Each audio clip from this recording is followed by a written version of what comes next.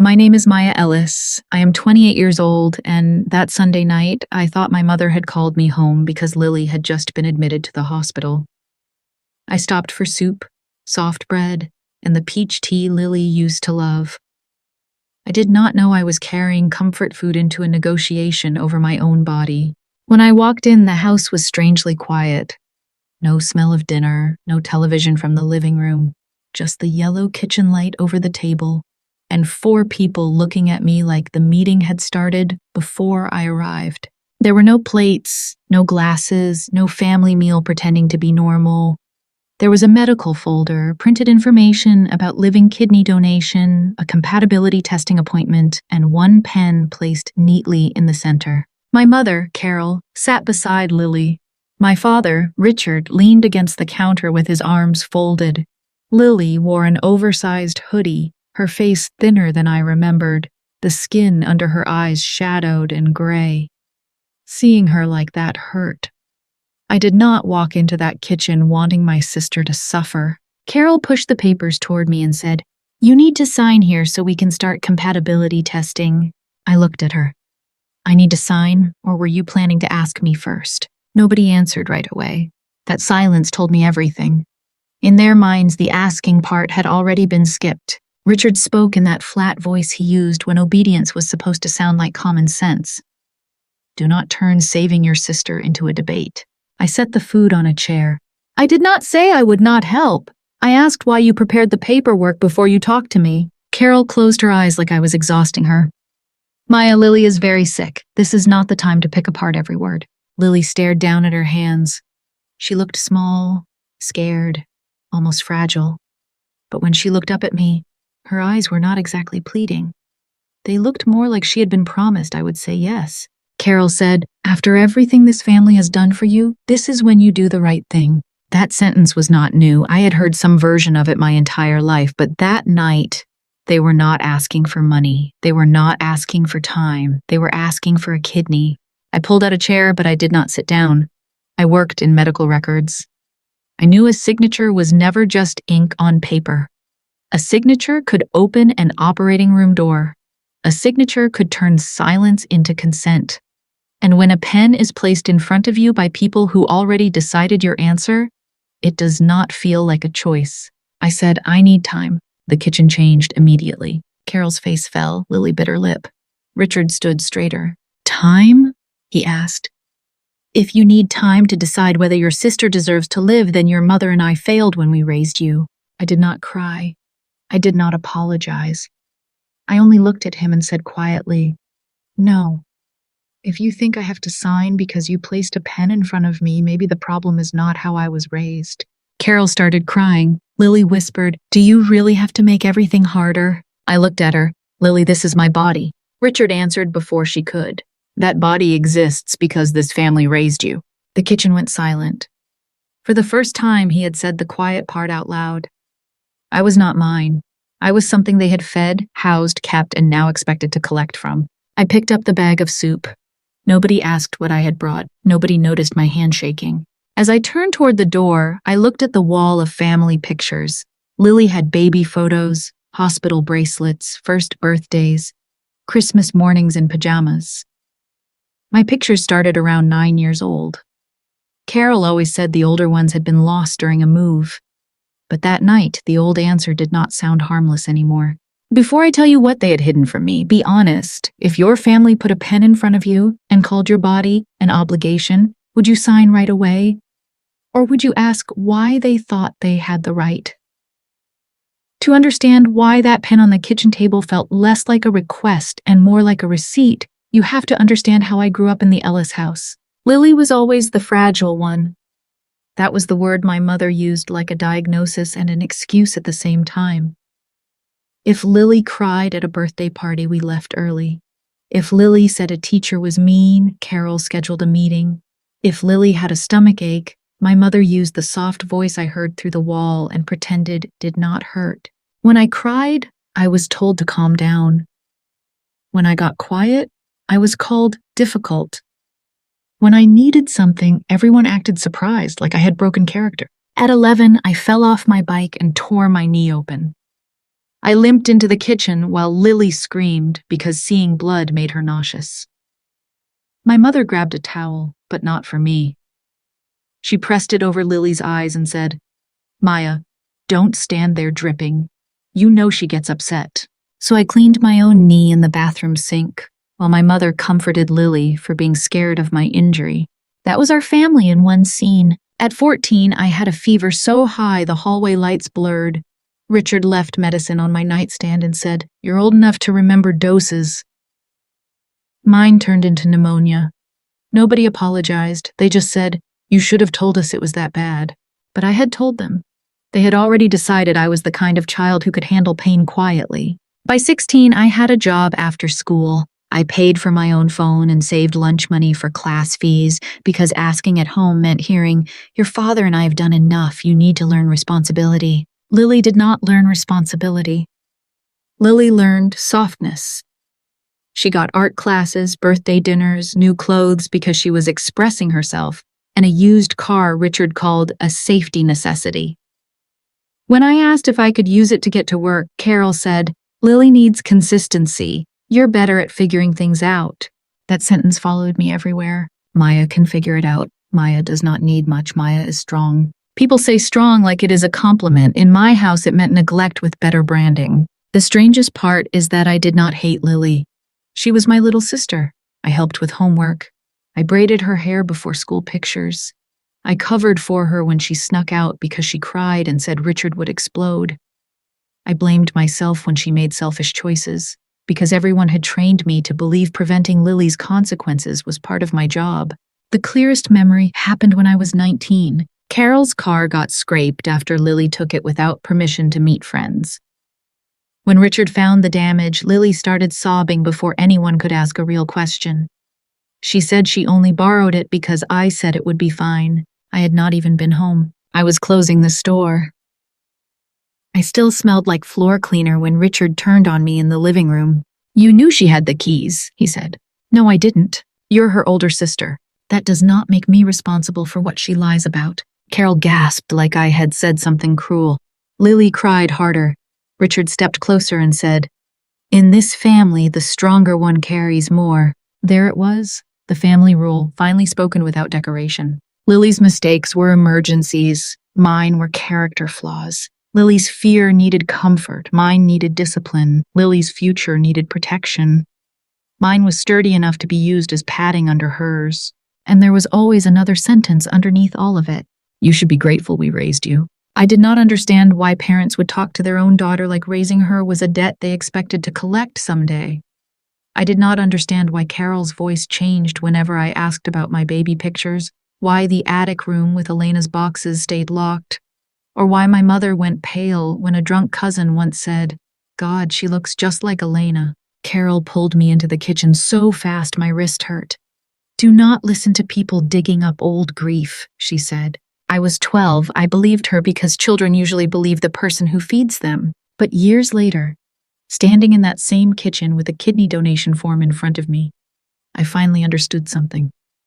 They had not raised me to feel loved. They had raised me to feel payable. Lily's diagnosis did not arrive like a movie scene. There was no dramatic collapse, no doctor running through double doors while everyone screamed.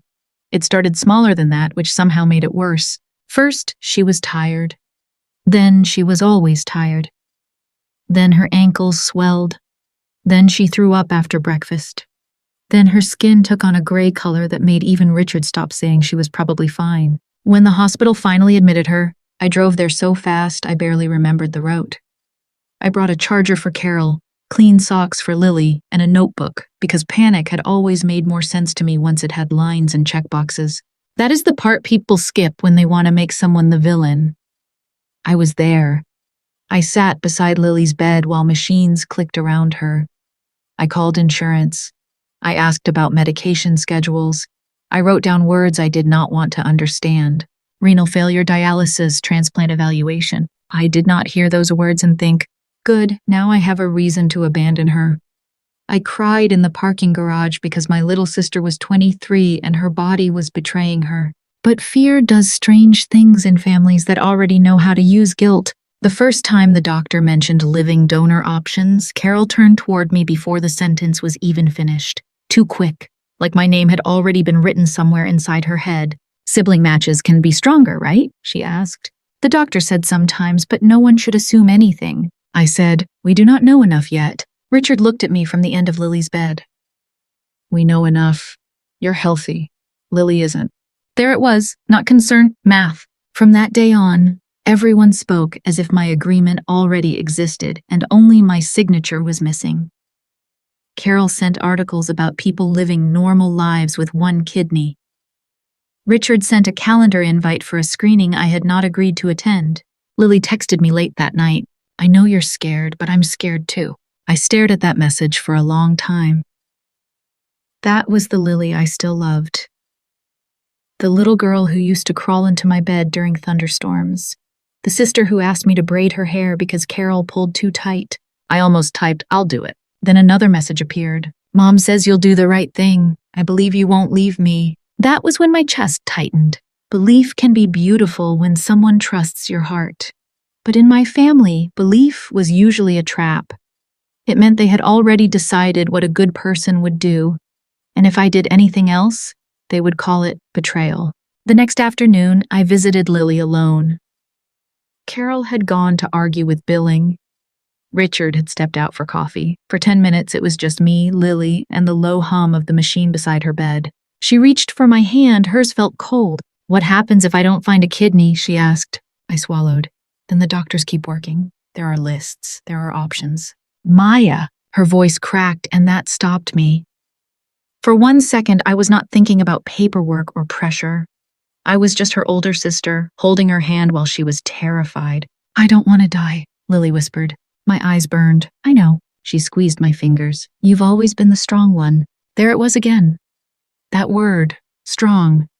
The family's favorite way to turn my pain into permission. Lily kept talking, softer now. You can handle things. You always can. I can't. She did not say it cruelly. That almost made it worse. She said it like a fact everyone understood. Like my ability to survive had become a resource the family could withdraw from whenever Lily ran out of safety. I pulled my hand back gently. Lily looked hurt. I'm not asking for everything. I looked at the IV line taped to her arm, at the hospital bracelet around her wrist, at the fear on her face. I wanted to hate her because hate would have made the room easier to leave. But I did not hate her. I just finally understood that being sick did not make her innocent of everything she had been taught to expect. She was scared. She was my sister.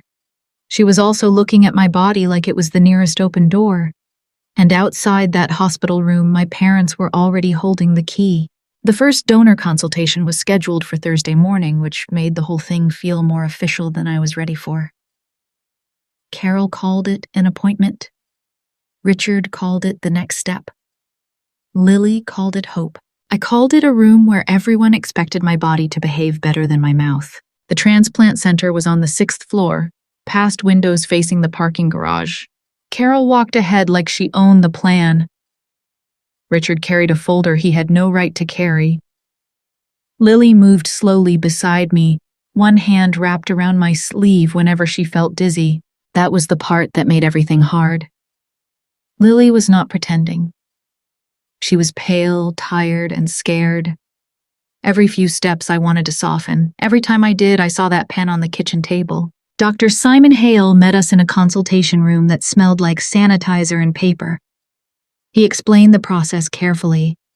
Blood work, tissue typing, kidney function tests, imaging, psychological evaluation, independent donor advocacy, surgery risks, recovery time, long-term monitoring. I listened to every word. Carol did not. She kept nodding too fast, like she was trying to move him toward the part where I signed something. Richard sat with his arms crossed. Lily stared at the floor. When Dr. Hale asked if I had questions, I opened my notebook. How much time would I need off work? Carol sighed. What are the long-term risks? Richard shifted. If there are complications, whose insurance handles what? Carol gave a small, embarrassed laugh. Maya, maybe we do not need to make this sound so negative. I looked at her. I'm asking what happens if someone cuts into my body and it does not go perfectly.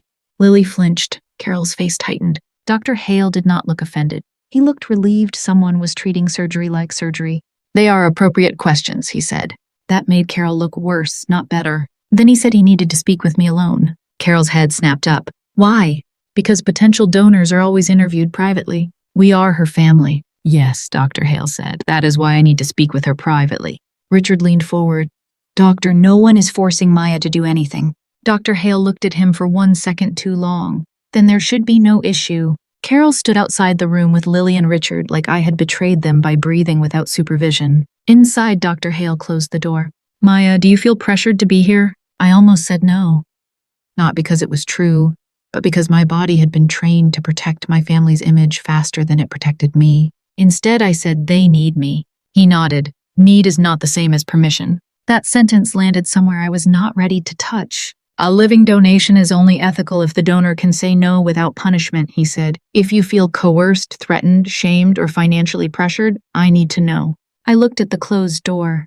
On the other side were the people who had taught me punishment did not always look like a slap. Sometimes it looked like silence at dinner, a mother crying in the hallway, a father saying you had disappointed him, a sister looking at you like her fear mattered more than your future.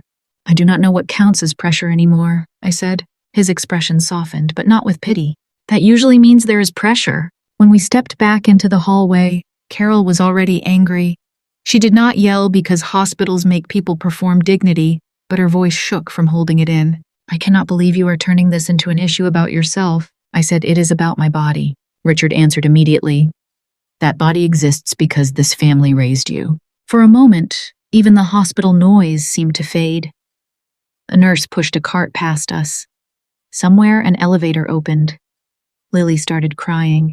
You only have to give me one, she said. You will still have the other. I looked at my little sister, at the bruise on her arm, at her trembling mouth, and I wanted the universe to give me an easier villain, but it did not. So I said the only thing I could say. Lily, you are asking for an organ like it is a spare charger. Her face crumpled. Carol gasped. Richard looked at me like I had become something shameful in public. Dr. Hale stepped slightly between us, not dramatic, not loud, just enough to change the shape of the hallway. Maya has the right to ask questions, he said. She has the right to take time, and she has the right to decline. Carol wiped her face. You do not understand. We are family. Dr. Hale's voice stayed even. Family does not remove consent. That was the first time anyone outside my own head had said it that clearly. I walked out, still scared for Lily, still guilty, still trained to hear my mother's crying like an alarm. But something had changed. A professional with a badge and no childhood history with me had looked at my parents and named the rule I had never been allowed to believe. My body was not a family asset. After the hospital meeting, Dr. Hale's office sent me a checklist.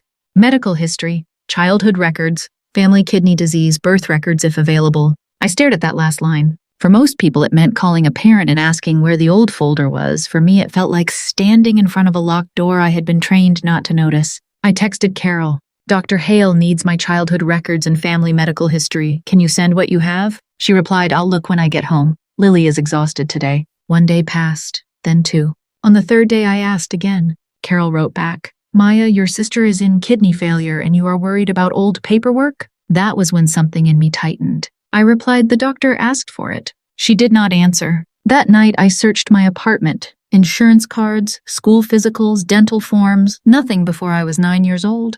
No vaccination booklet, no birth certificate copy. Lily had boxes of those things. I knew because I had helped Carol organize them once.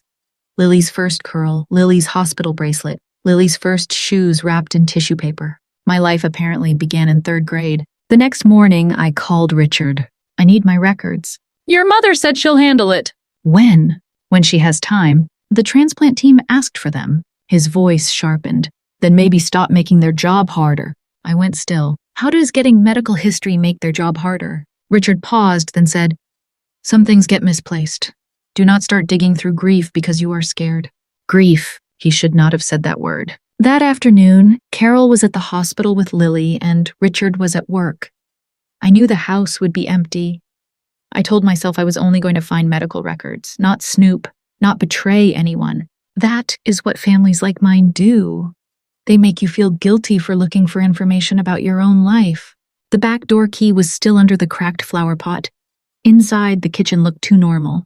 Same table, same chair, same wall of pictures that suddenly felt less like memories and more like evidence. I checked the desk drawer, then the hallway cabinet.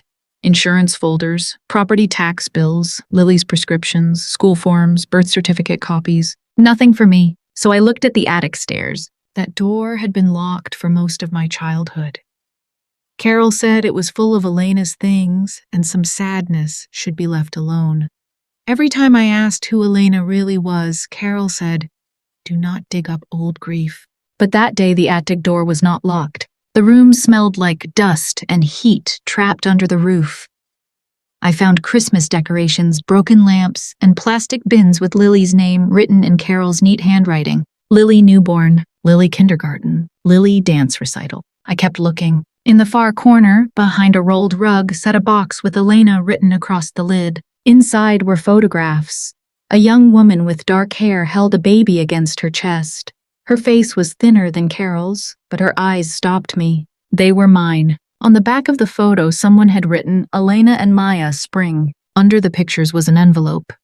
My name was on it, but not the name I had used my whole life. Maya Ward. I opened it with hands that did not feel like mine. The birth certificate was old, creased, and official. Child's name, Maya Ward. Mother, Elena Ward. Father, blank. No Carol Ellis, no Richard Ellis, no Ellis at all. For a few seconds, I could not breathe.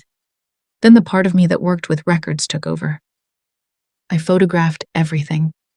The certificate, the envelope, the picture, the box label, every signature, every corner.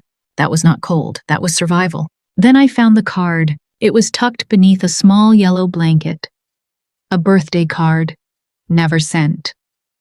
Inside, in handwriting I had never seen but somehow wanted to know, it said, "For Maya, when she is old enough to know she was loved first." I had spent my whole life being told I was lucky someone kept me, but someone had loved me first. I was still on the attic floor when the front door opened downstairs. "Maya?" Richard called. The stairs creaked. He appeared at the top, saw the box, saw the papers in my lap, and every bit of color left his face. "What are you doing up here?" I hid my phone behind my back, looking for medical records. Richard stared at the box marked Elena. Then he said very quietly, "Put that down." And that was when I knew. He did not look confused. He looked caught. I did not sleep that night. I left my parents' house with my phone full of photographs and my hands shaking so badly I had to pull over twice before I reached my apartment. Richard did not chase me. He did not shout.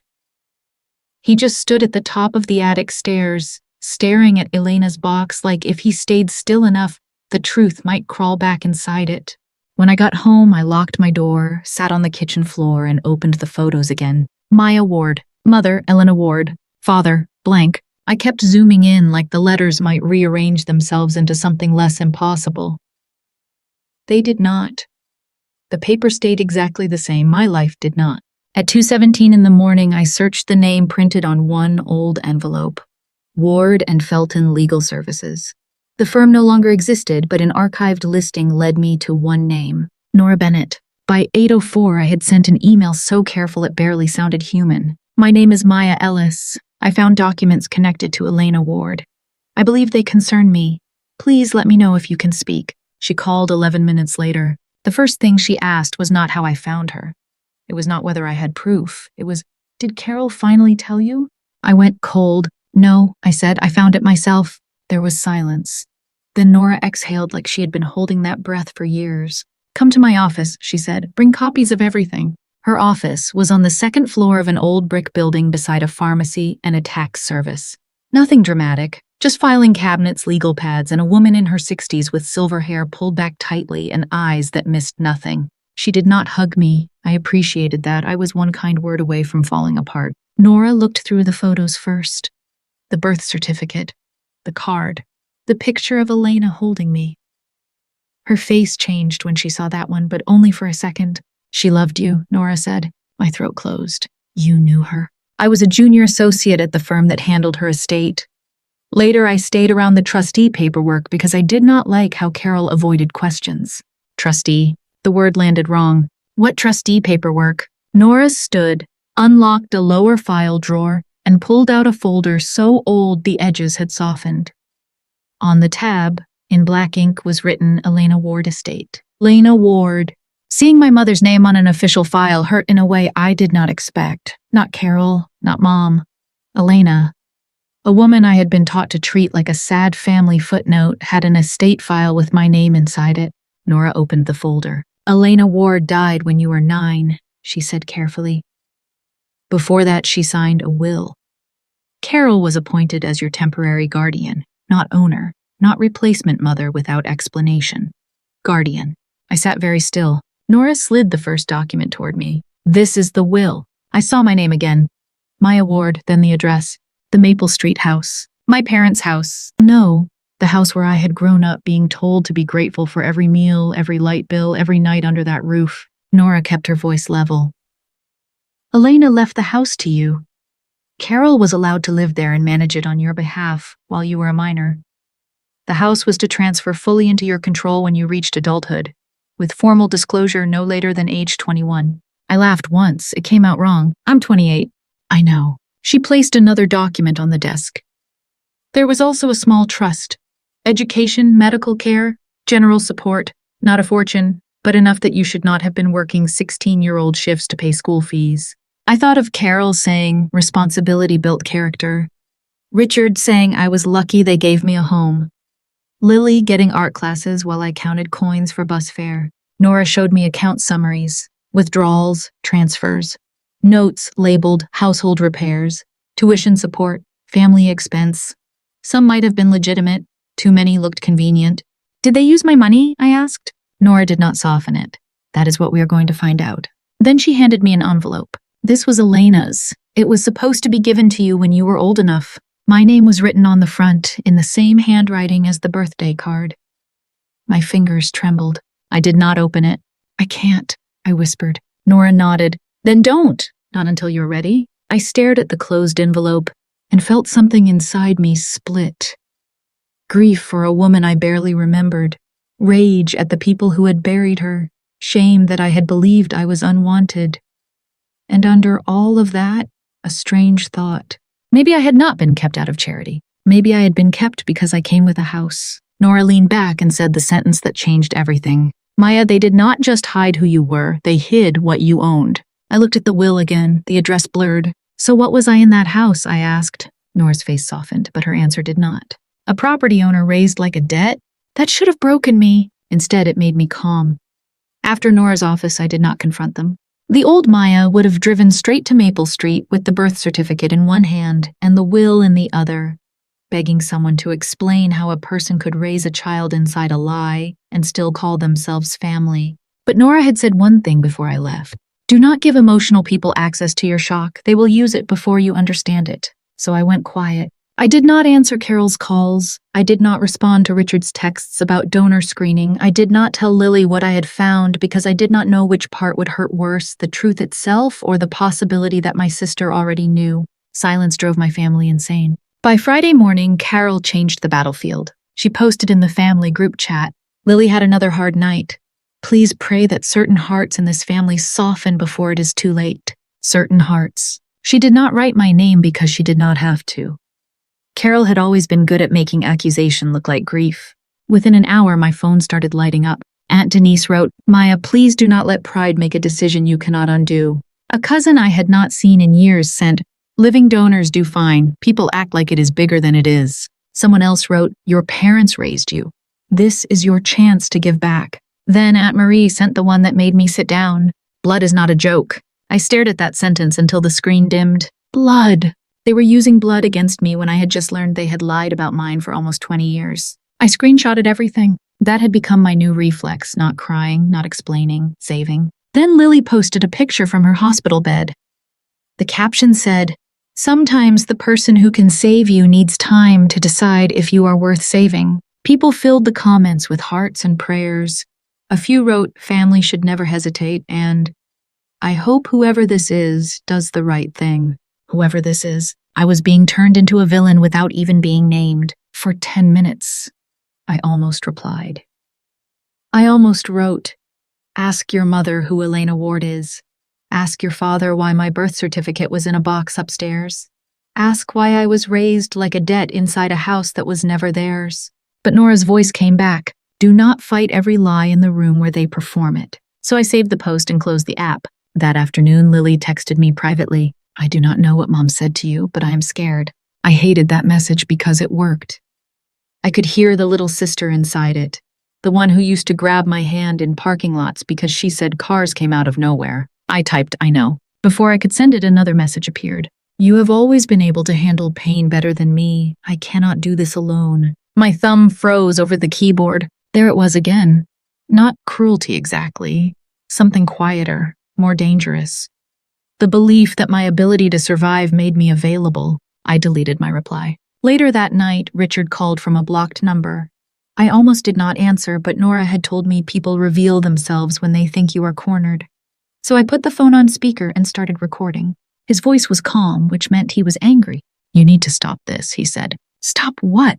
Punishing your sister because you are having some identity crisis. My skin went cold. Identity crisis? He was silent for half a second, too long. Then he said, if you keep refusing, people are going to learn things about how you came into this family. There it was, the threat dressed as warning. I looked at the folder on my table, Elena's name, my name, the address on Maple Street. What exactly do you think I am afraid they will learn? I asked. Richard's voice dropped. You do not want everyone knowing you were never really one of us. For a second, the room went still. Then I said, I think you just gave me a reason to check who that house really belongs to. He did not answer. No command, no lecture about gratitude, just silence. And for the first time in my life, Richard Ellis sounded afraid. The next morning, I met Nora with coffee I had not touched and a folder I had started calling proof because I was afraid to call it family history. She listened to Richard's recorded call once, then she replayed the last 30 seconds. You do not want everyone knowing you were never really one of us. Nora paused it. That is not just cruel, she said. That is useful. Only a lawyer could hear my father threaten to erase me and call it useful. She explained that the call showed Richard knew something about my identity had been hidden. It showed pressure around the donation. It showed he was willing to use my place in the family as leverage while they were pushing me toward a medical procedure. From now on, Nora said, you do not argue in group chats. You do not answer emotional phone calls. You do not go to that kitchen alone. That kitchen is Carol's stage. Paper is yours. So we started with paper. Nora drafted a formal demand letter requesting every document connected to Elena Ward's estate, my guardianship, the Maple Street house, the trust account, expenses charged against that trust, and any explanation for why I had not been notified at 21. The language was clean, almost boring. That made it terrifying. There were no insults, no accusation that Carol stole my childhood. No sentence saying Richard had turned my life into a debt with a roof. Just dates, duties, records, deadlines, and words like fiduciary responsibility. Nora slid the draft toward me. People like your parents survive emotional rooms, she said. They do not do as well in rooms with deadlines. I signed the authorization for her to send it. My hand did not shake. Carol received the letter at 10:36 a.m. I know because she called me at 10:41, then 10:42, then 10:44, then from an unknown number at 10:47. I did not answer. At 11:03, she showed up at my apartment building. The front desk said Carol Ellis was in the lobby crying and asking to see me.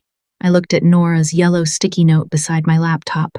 Do not let them move the conversation back to emotion. I told the front desk I was not available. 5 minutes later, Carol was outside my apartment door anyway. Someone must have let her up. She knocked first, then she pounded. Maya, open this door. I stood on the other side, barefoot, heart slamming against my ribs. You are killing your sister with paperwork, she cried. I leaned my forehead against the door and said, no, I am reading the paperwork you hid. Maya, please, this is not who you are. That line almost worked. Families love telling you who you are when the version they built starts refusing orders. Carol kept going. I raised you, I fed you, I clothed you, I gave you a home. Something inside me went still. Whose home? I asked. Silence. Not confusion, not grief. Fear. Then her voice came back smaller. You do not understand what Elena asked of me. I understand she asked you to protect me. I took you in, Carol said. I tried to keep this family together. I tried to make sure you did not grow up feeling different. I almost opened the door then, not because I believed her, but because the child in me still wanted one explanation soft enough to live with. Then Carol said, And now you are using Lily's illness to punish us. There it was, the turn, the part where her pain became my guilt. I stepped back. You need to leave. If you do this, she whispered, you will not have a mother anymore. I looked around my apartment, at the folder on my table, at Elena's unopened letter, at the medical checklist that had started all of this. Then I said, I am starting to think I never had the one I was told I had. Carol stopped knocking. By evening, Richard sent one email. No greeting, no apology, just one paragraph accusing me of humiliating the family, exploiting Lily's condition, and letting a stranger manipulate me over documents I did not understand. The last line said, remember, without us, you would have had no family at all. I forwarded it to Nora. She replied in under a minute. Good, more documentation. That night, I created a folder on my laptop and named it Not a Debt. Inside, I saved the demand letter, Richard's email, Carol's call log, Lily's post, and the recording where Richard said I was never really one of them. For the first time, the story of my life was not sitting in their mouths. It was sitting in files I controlled. Carol waited 2 days before she changed her voice. That was how I knew she was planning something. When Carol was angry, she cried like I had stabbed her in public. When she wanted me inside a room where she controlled the exits, she became soft. Her text came Monday morning. Lily had a bad night. She is asking for you. No paperwork, no fighting. Just come talk to your sister. I read it 3 times. No paperwork. That was exactly the kind of sentence people use when paperwork is already waiting somewhere. I sent it to Nora. She called me within 5 minutes. Do you want to go? No, I said. Then I looked at Lily's hospital photo, her wrist thin against white sheets, and hated that my answer was not simple. But she is sick, I said. Nora was quiet for a moment. Sick does not mean safe. If you go, I go. So on Wednesday afternoon, I walked into the transplant center with Nora Bennett beside me wearing a gray coat and carrying a black folder. She looked like someone's aunt until she looked directly at you.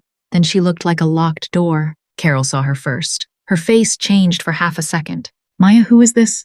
A friend, I said. Nora did not correct me. The consultation room was already full. That was the first warning. Carol sat beside Lily's wheelchair with one hand on Lily's shoulder like she was presenting evidence. Richard stood near the window, holding a pen. Aunt Denise and Uncle Martin were there, both wearing the serious faces relatives use when they have been invited to witness someone else's correction. On the table sat donor information forms. Beside them was the compatibility testing consent. I looked at Carol. I thought this was just a conversation. It is, she said quickly. But if your heart is in the right place, there is no reason to delay the first step. Richard slid the pen toward the empty chair across from Lily. Sit down, Maya. The old version of me would have sat, because standing when everyone else was seated felt rude, and my family had built half their power on making discomfort look like bad manners. I stayed standing. Aunt Denise sighed, Honey, nobody is trying to hurt you. I almost laughed. My family thought harm only counted if someone raised a hand. Pressure, shame, threats, public staging, those were just tools for getting love back in line. Carol touched Lily's hair. Your sister has been through enough. We all have. Lily looked up at me. Her face was pale, and for a second the room blurred around her. I remembered loving her before loving her became something everyone used against me. Maya, she whispered, please. That one word nearly broke me. Then Richard said, just sign for testing. No one is cutting you open today. That snapped me back. Then why is everyone here? I asked. He frowned. Because family supports family. No, I said, this is not support. This is an audience. The room went quiet. Uncle Martin cleared his throat. You will regret this if Lily gets worse. I turned toward him. Will you be tested? His face stiffened. That is different. Why? Nobody answered. Carol's tears started then, slow and practiced. Maya, I do not know what that lawyer has been putting in your head, but this is not about houses or old papers. This is about your sister's life. Lily flinched at the word lawyer. Richard looked at Nora. You are the woman from the letter. Nora folded her hands over her folder. I am. Carol's voice sharpened. This is a medical appointment. She has no place here. Nora said, if Maya is being asked to sign anything, I have every reason to be present at her request. That was when Dr. Hale entered. He stopped inside the doorway and took in the room like abnormal vital signs. Too many people. Too much silence. One donor candidate standing near the door instead of sitting at the table. Is everything all right? He asked. Carol answered first. We are trying to help Maya understand the importance of not delaying. Dr. Hale looked at me, not Carol, me. Maya, do you want to proceed with anything today? Richard stepped forward. Doctor, with respect, she is overwhelmed. She needs her family to help her make the right decision. Dr. Hale's expression changed, not dramatically, but enough. I asked Maya. Lily started crying harder. But do you want me to beg? Is that what you need? Fine. I am begging. I closed my eyes. Pain moved through me so sharply I had to breathe through it. I did not want Lily to die. I did not want to become the monster my family was already describing. But I also did not want to disappear inside someone else's emergency. I opened my eyes and looked at Lily. I do not want you to beg, I said. I want you to understand I am a person, not a backup organ. Her face crumpled. I only need one kidney. The room went still. She said it like she was asking for a sweater. Like my body had spare parts and love meant handing them over before anyone had to feel guilty. I turned to Dr. Hale. No, I said, I do not want to sign anything today. Carol made a small, wounded sound. Richard's jaw tightened. Aunt Denise whispered my name like a warning. Nora opened her folder beside me. That tiny sound, paper sliding against paper, was the first moment all afternoon that made Carol stop crying. I placed my hand on the black folder. If everyone wants to talk about paperwork, I said, then we should talk about all of it. For 1 second, nobody moved. Not Carol, not Richard, not Lily, not even Aunt Denise, who had spent the last half hour looking at me like I was the family emergency instead of the woman being cornered into signing medical consent. The only sound in the room was Nora's folder opening. Nora handed me the first copy and I placed it beside the kidney testing form. This is my original birth certificate, I said. Richard's face tightened. Carol whispered, Maya. I kept going. My legal name at birth was Maya Ward. My mother was Elena Ward, not Carol Ellis. Lily looked from me to Carol. What? Carol reached for the paper, but Nora's hand moved first. That is a copy, Nora said. You may read it, but you will not remove it. Richard turned on her. Who exactly do you think you are? Nora Bennett, she said. Attorney for Maya Ward Ellis regarding the estate of Elena Ward. The name Ward changed the room more than any scream could have. Carol's voice broke. This is not the time. I looked at her. You chose the time. You brought me into a hospital room with relatives, a doctor, and a pen. You wanted witnesses for my signature. Now you have witnesses for the truth. I placed the second document down. This is Elena's will. Carol covered her mouth. Richard stared at the table like if he refused to blink, the paper would become less real. Elena left me something, I said. Not just a sad little story nobody was allowed to mention. Not just a box in the attic. Nora slid the property record forward. The Maple Street house, she said, was left to Maya.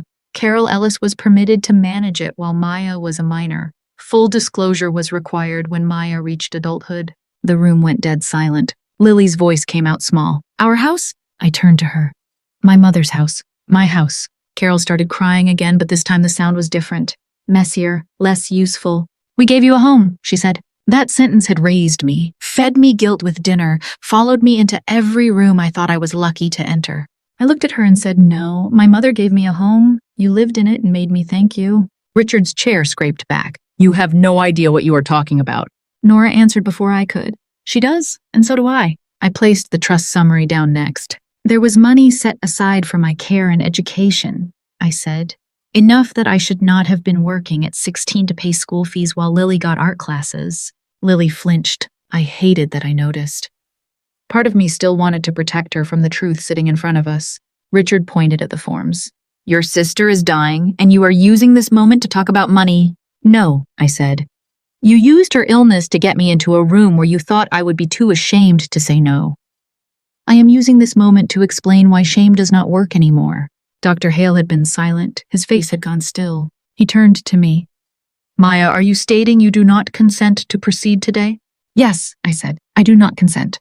Carol looked at him in panic. Doctor, please. She is emotional. She is angry. She does not understand what refusing means. Dr. Hale's voice stayed calm. I believe she understands very clearly. She is punishing us, Carol said. No, I said. I am refusing to let you collect a debt that never existed.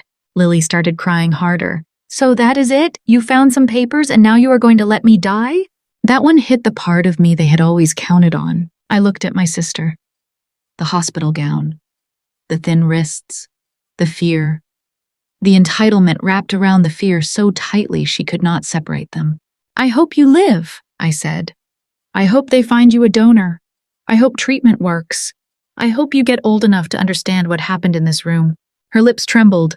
But I am not a spare part because you are scared. Carol gasped. Richard said my name like a threat. Dr. Hale stepped forward. Given what has been disclosed, I cannot continue any donor evaluation today. A potential donor must be free from coercion. Richard snapped. This is family. Dr. Hale looked at him. Family pressure is still pressure. Nora handed me the last envelope.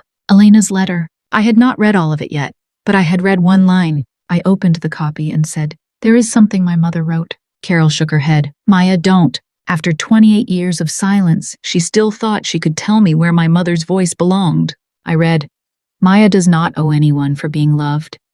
A child is cared for because she deserves to live, not because she must one day repay the cost of keeping her. No one spoke. Not because they were touched, because the sentence had named the lie. I gathered my papers, leaving copies on the table. I am not signing, I said. Richard's face hardened.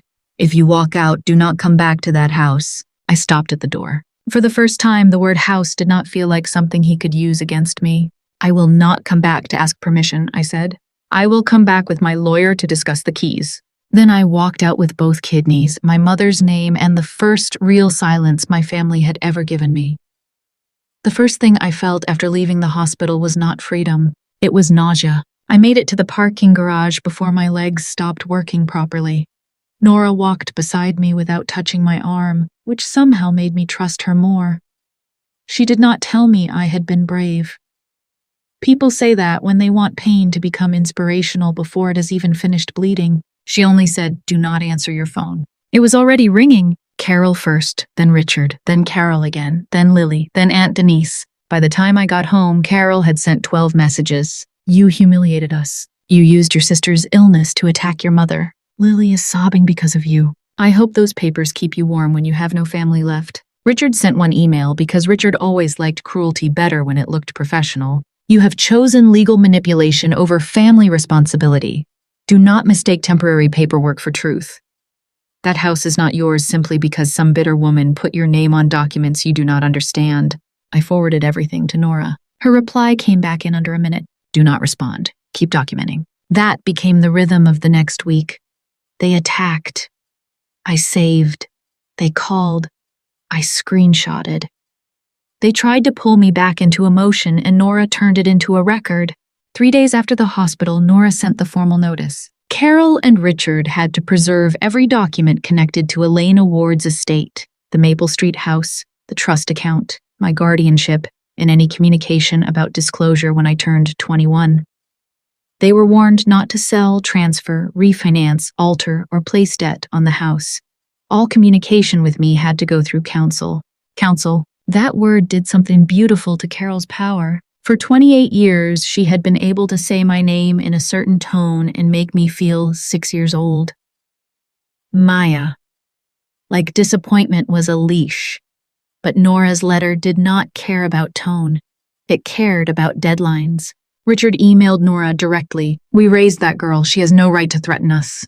Nora forwarded me her response. Raising a child does not create ownership over her body, identity, or inherited property. I read that sentence 5 times. Not because it was poetic, because it was accurate. Then Lily texted, I do not know about the house. I stared at the message for a long time. I believed her. At least, I believed she did not know all of it. Lily had never been asked to know things that made her uncomfortable. That had always been part of her protection. Before I could answer, another message appeared. But I am still sick. There it was.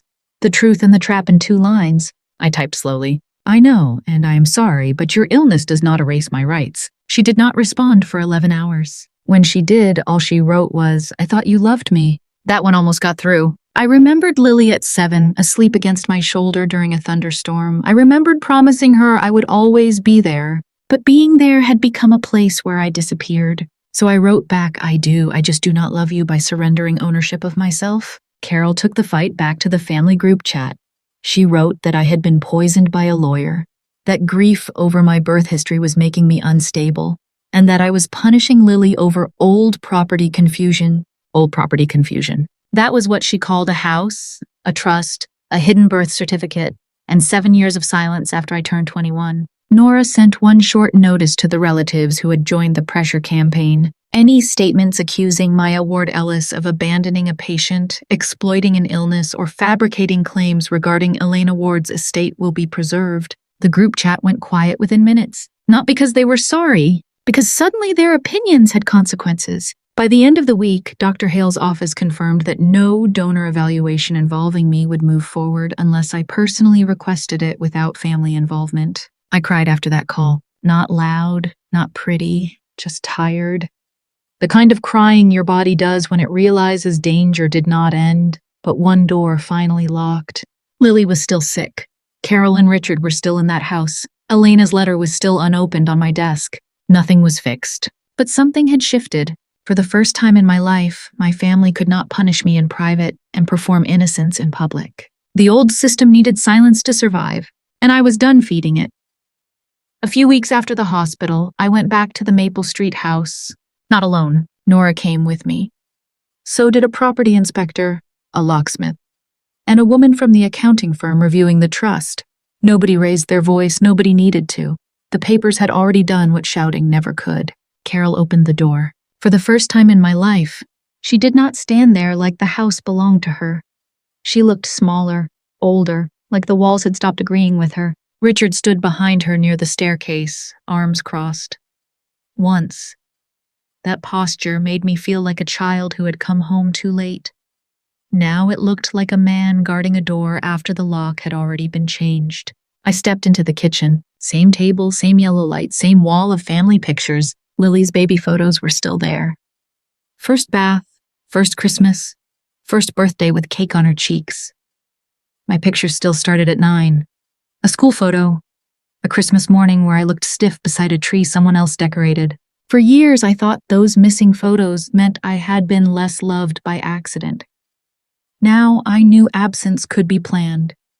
They had not lost my beginning. They had buried it. Nora spoke with Carol about access, records, and temporary occupancy. Richard kept interrupting until Nora said, "Mr. Ellis, this is not a family discussion anymore." That sentence did more for me than revenge ever could. For years, they dragged everything into the word family so nobody could measure it honestly. Family was why I had to pay emotionally.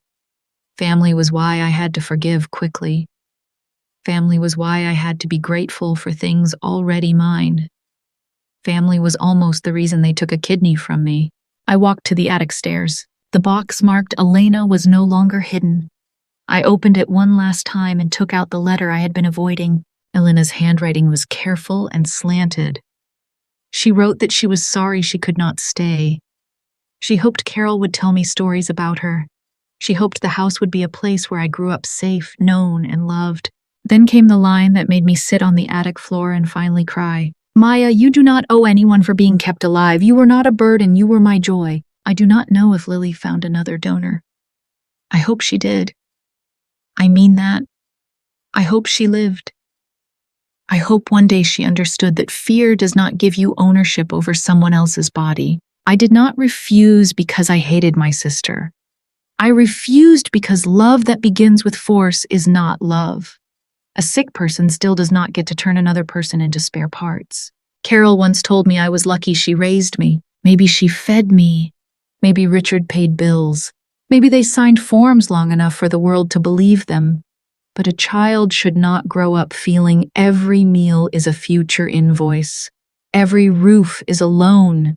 Every year of care is one more reason her body can be claimed later. If you have ever been called selfish for protecting what was yours, I need you to hear me clearly. Your body is not a family asset. Your pain tolerance is not consent. Your gratitude is not a blank check. And being raised by someone does not mean they own the rest of your life. Sometimes revenge is not destruction.